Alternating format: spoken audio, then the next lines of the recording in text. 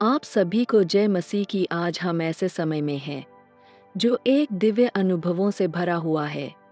इस पल आप जिस वचन को सुनने जा रहे हैं वह केवल एक शब्द नहीं बल्कि जीवित और सामर्थी प्रकाश है जो आपके हृदय की गहराइयों तक पहुंचता है। जब जीवन की चुनौतियां हमें भारी लगे, जब डर, चिंता और अनिश्चितता हमारे मन को घेर ले, तब यही वचन हमें शक्ति, साहस और आशा प्रदान करता है। प्रिय मित्रों, मैं आपसे आग्रह करता हूं कि इस वीडियो को केवल सुनने का अनुभव ना माने, बल्कि इसे अपने जीवन में उतारने का प्रयास करें। हर एक वचन आपके विश्वास को मजबूत करता है और आपके मन को प्रभु की ओर खींचता है। इसलिए धैर्य से बैठिए, ध्यान केंद्रित कीजिए और अपने हृदय को खोलें ताकि परमेश्वर का वचन आपके जीवन में उतर सके। अगर आपको इन वचनों से प्रेरणा, शांति और नई आशा महसूस होती है, तो हमारे वीडियो को अपने परिवार मित्रों के साथ साझा करें और प्रभु के वचनों को सुनें और आशीषित हो, और हमारे चैनल को फॉलो करें ताकि प्रभु का वचन आप तक पहुंचाया जा सके। प्रभु आपको आशीष दे। चलिए प्रभु के वचन को हम शुरू करें और आज हम परमेश्वर के अनुग्रह के बारे में सीखें कि परमेश्वर का अनुग्रह हम मानव जाति पर कैसे हुआ, कैसे हम बचाए गए। परमेश्वर का अनुग्रह परमेश्वर की ओर से एक अयोग्य और बिना किसी योग्यता के मिलने वाला अनमोल उपहार है, जिसमें वह बिना शर्त अपनी भलाई, प्रेम और क्षमता देता है। उद्धार पवित्र आत्मा का सामर्थ और अनंत जीवन है जो हमें प्रभु यीशु मसीह से प्राप्त होता है। यह हमारे कर्मों से नहीं बल्कि उसकी दया से मिलता है और हमें पवित्र जीवन जीने में सक्षम बनाता है।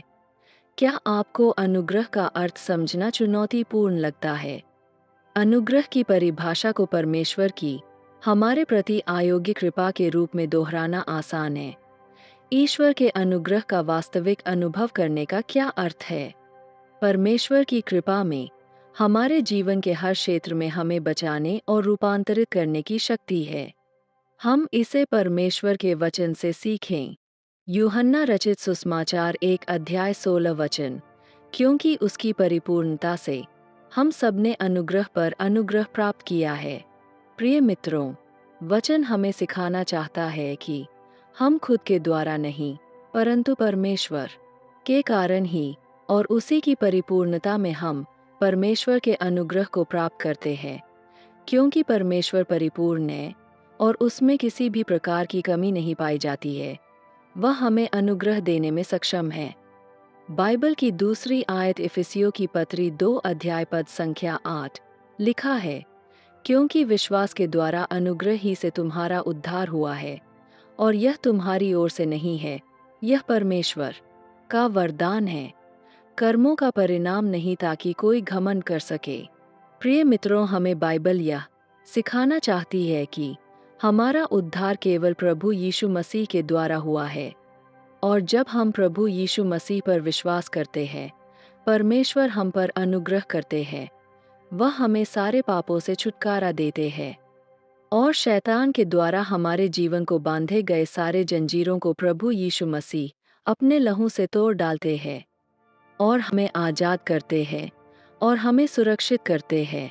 यही अनुग्रह का प्रतिरूप है जो परमेश्वर हम पर प्रकट करते हैं, और यह हमारी करनी के द्वारा नहीं परंतु परमेश्वर स्वयं ही एक वरदान स्वरूप अपने अनुग्रह को हमें देते हैं।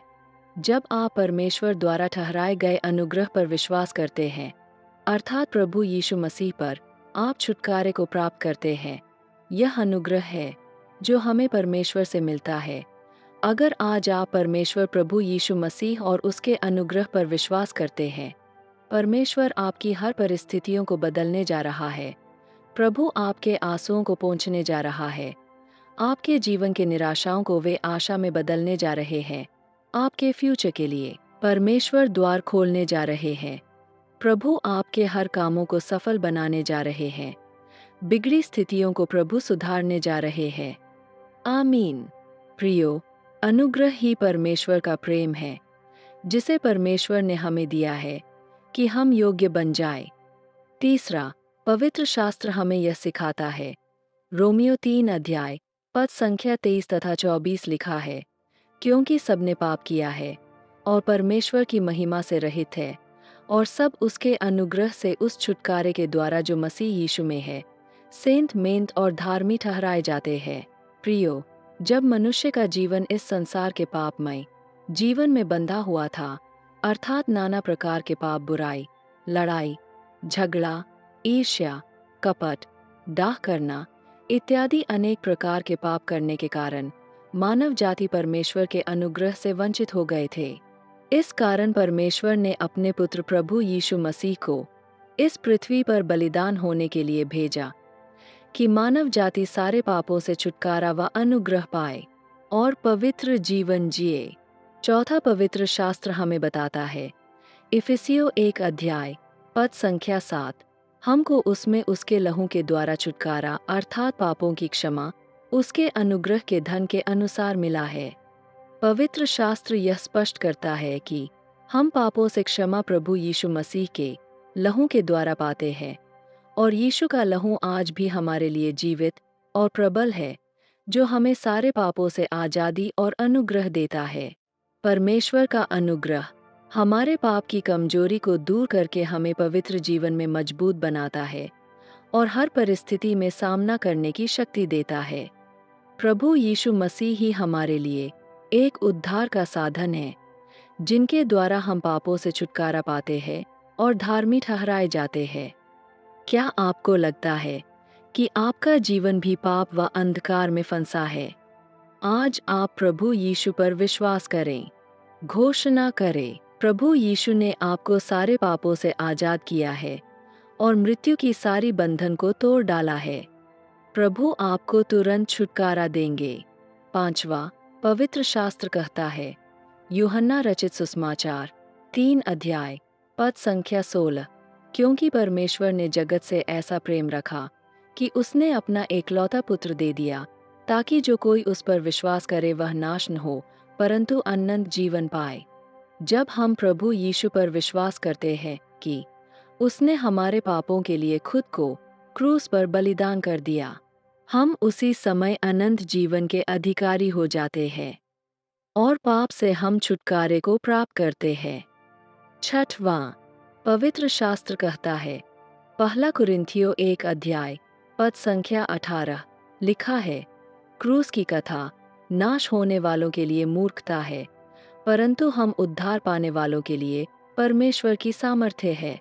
प्रिय मित्रों, यही परमेश्वर का प्रेम और हमारे लिए अनुग्रह है, जिसे परमेश्वर ने हमारे ऊपर प्रकट किया कि हम मानव जाति सारे पाप के बंधनों से छुटकारे को पाए।